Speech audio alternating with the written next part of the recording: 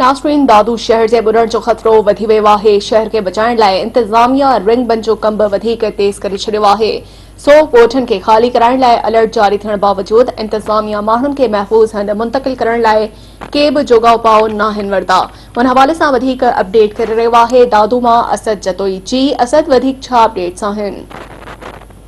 जी बिल्कुल, ज़िले इंतजामिया बोर्ड जे पानी जो रुख तब्दील करण में नाकाम थी वही है।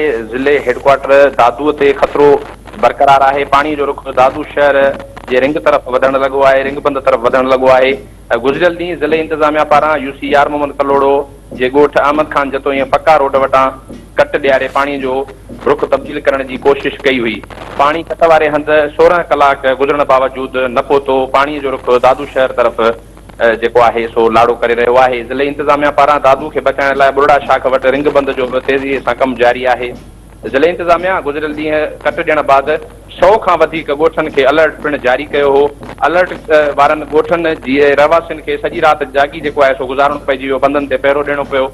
इंतजामिया अलर्ट जारी करण बावजूद माण्हुनि खे महफ़ूज़ हंधनि ॾांहुं मुंतकिल करण लाइ के बि जोगा उपाउ न वरिता आहिनि। जॾहिं त MNA रफ़ीक अहमद जमाली ऐं डिप्टी कमिश्नर दादू जेको आहे सो मीडिया सां ॻाल्हाईंदे चयो आहे त पानी जेको आहे पंहिंजे कुदरती रस्ते सां दरिया तरफ़ छोड़ थींदो ऐं बंदनि तां दबाव घटि थी वियो आहे। दादू जे शहरनि ऐं आसपास जे ॻोठाणनि खे परेशान थियण जी ज़रूरत न आहे। जी असद, तव्हांजी महिरबानी।